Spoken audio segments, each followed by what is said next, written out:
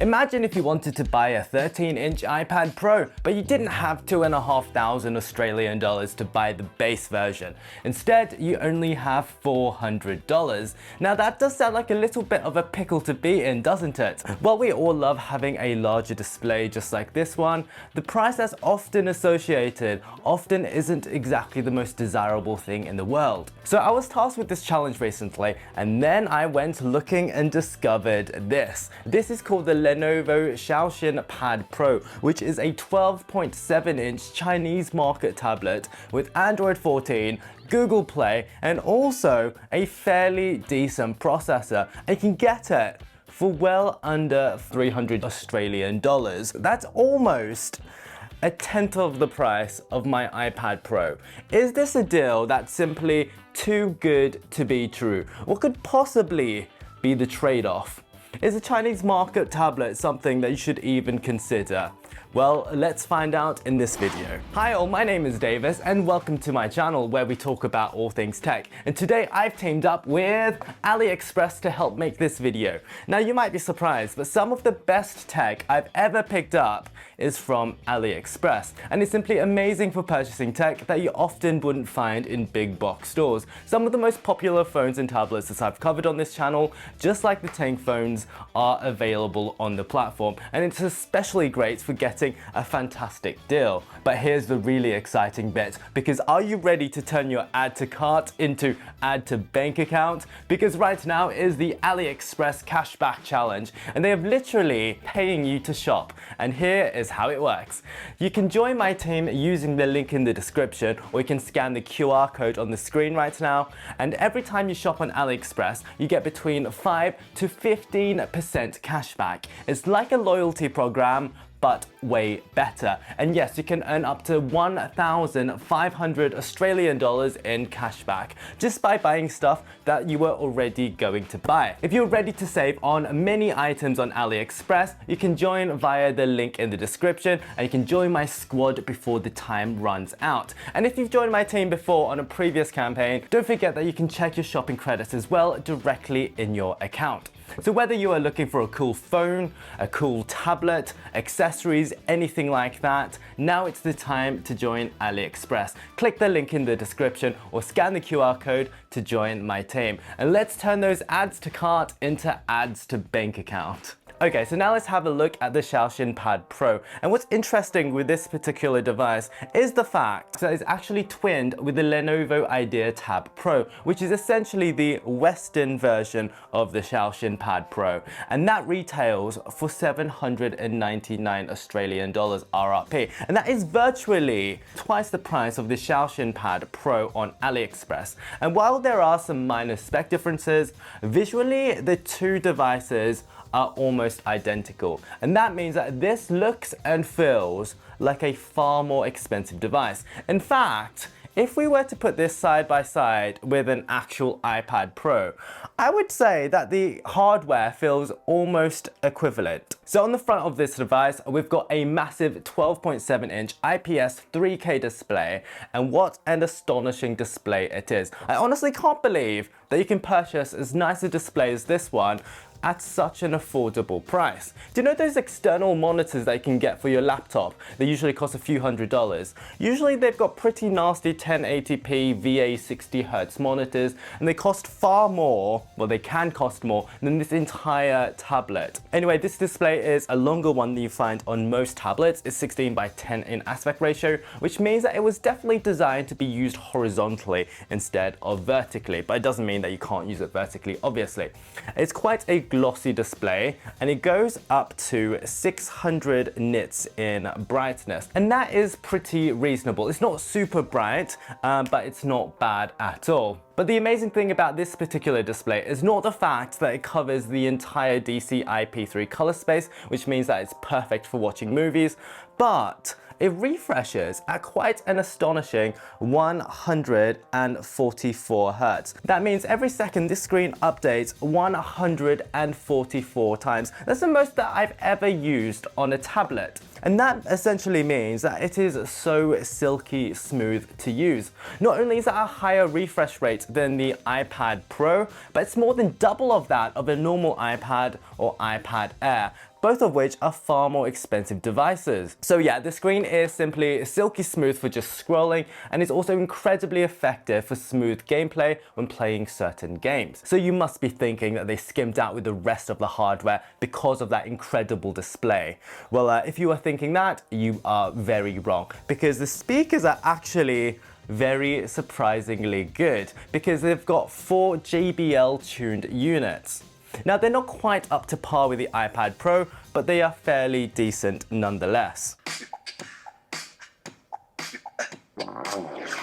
Hi all, and welcome back to my channel. My name is Davis, and on this channel we cover all things tech. And today, so a lot of tablets at this price range attempt to cut costs by using a plastic or polycarbonate body. And while that's fine because it is affordable, it's not always the best feeling material, and it's not always particularly strong. And that's why I'm glad to say as well that this particular tablet is made of an aluminium unibody, which feels remarkably solid. So it's just like an iPad, it uses aluminium. This entire unit weighs just 615 grams, which is only slightly heavier than the iPad.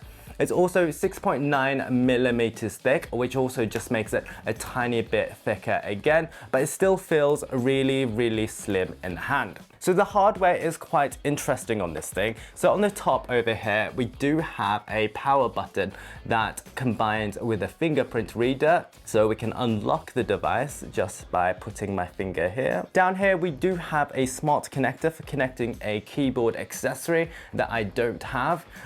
This tablet's also compatible with the Lenovo Pencil, which I also don't have. And if we look over here, there's quite an unusual looking pattern on the back.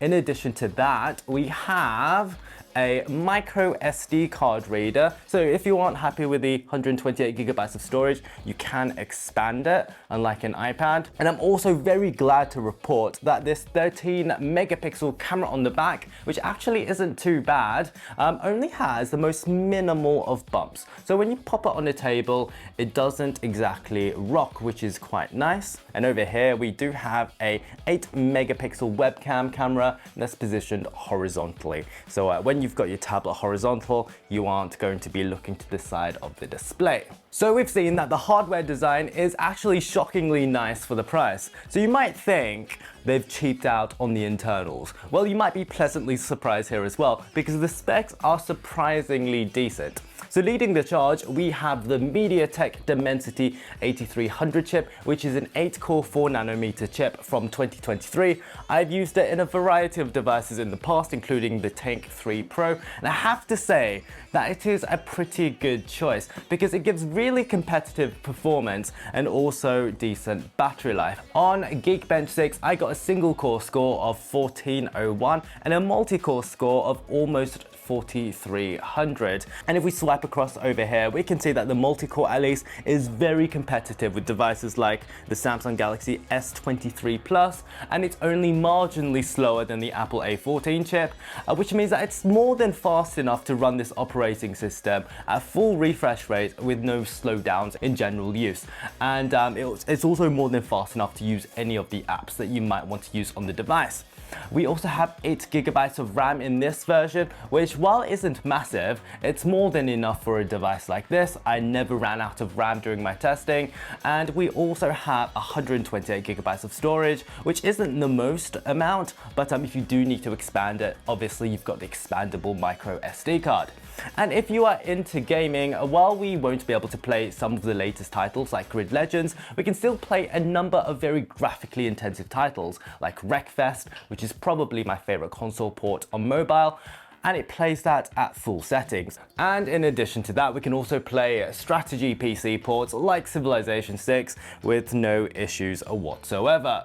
We also got a Geekbench 6 OpenCL score of 7852, which means that it's actually quite similar to a Snapdragon Series 8 Gen 2 chip, like on a Galaxy S23, which to be fair is quite brisk. And we also got a Vulkan score of 7619, which as we can see compares quite favorably to let's say a Galaxy Z Fold 5, which is a device that costs many thousands.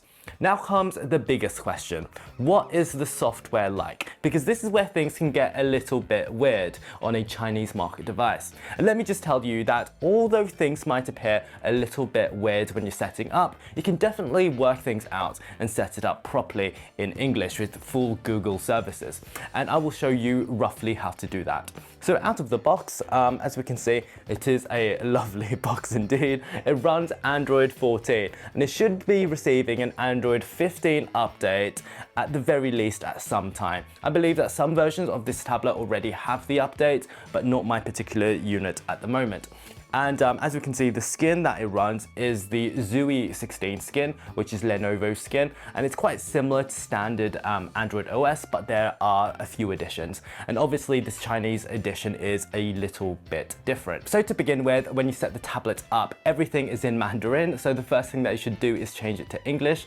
However, even then, you'll find that a lot of the text and dialog boxes are still in Mandarin. So what you need to do when you get past the setup screen, you need to go to your keyboard settings and just make sure that it's in English and not Mandarin. And after that, you need to find the Google Basic Services option within your settings, and then you turn that on. So now you are halfway there. You've got Google Basic Services working. However, to get the full Android experience that you know and love, what you need to do is go into the Lenovo App Center store, ignore that it's all Mandarin, and type in Google Play. And after that, once you've installed this, you've finally got proper Google services on your tablet. And while I haven't deleted any, you'll also find that there's plenty of pre-installed Chinese apps, but obviously you can get rid of these. And most of these dialog boxes are in Mandarin because they are based on Chinese apps, but you can get rid of them as well. And after that, you can finally log into all of your Google services. You can download things like Google Chrome and then YouTube and stuff like that. And then after that, you've basically got a full English Android tablet at half the price. Now, I can't promise that you won't see the odd piece of Chinese writing here and there, but after this particular step, it should feel just like a normal Android tablet 99% of the time. And the Zui skin that we've got over here is pretty good in general. It's pretty slick, it's pretty attractive, it's very, very fast as well.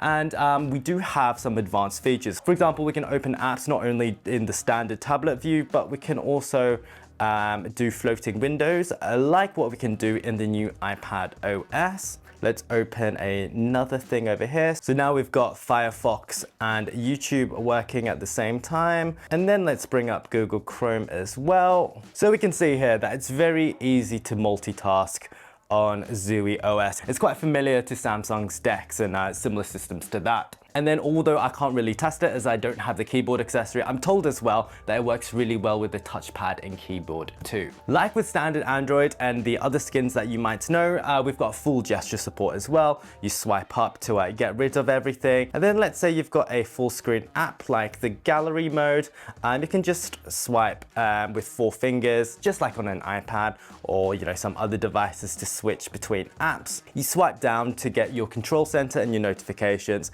and it all works in a rather jolly way. Just using this tablet feels like I'm using a device that costs multiple thousands of Australian dollars. I have to be honest, the experience that I'm getting on this is not that far off an iPad Pro. It's quite remarkable what you get for your money. And there's actually one feature where it beats out my iPad Pro, and that is the battery life. Because the processor is so efficient, and because the battery is pretty large as well at 10,200 milliamps, I've actually struggled to use up the entire battery on this thing in 1 or even 2 days of regular use. In my testing, you can easily get over 10 hours of battery life, or even 13 hours of battery if you are using particularly lightweight apps. So essentially, would I recommend that you purchase the Lenovo Xiaoxin Pad Pro? Well, if you are the sort of person who wants to use a tablet as an entertainment device, like music, videos, and plenty of video games, then I would say it is a pretty good choice. It's pretty much an astonishing piece of kit for the money. Obviously, there is a little bit of setup to make it fully compatible with Google services, but once you know what you are doing, realistically, it only really takes 10 minutes to do. And then after that, you've got a tablet with an incredible screen. You've got pretty good speakers, great performance for a really, really sharp price. For kids, this would be amazing. For the office, this would be great. But seriously, this is a no-brainer if you are 99% of the population. So I've got all of the relevant links in the bio. There's a QR code, again, if you want to save even more and join my AliExpress team. I hope that you've had an amazing day. And until next time, toodaloo.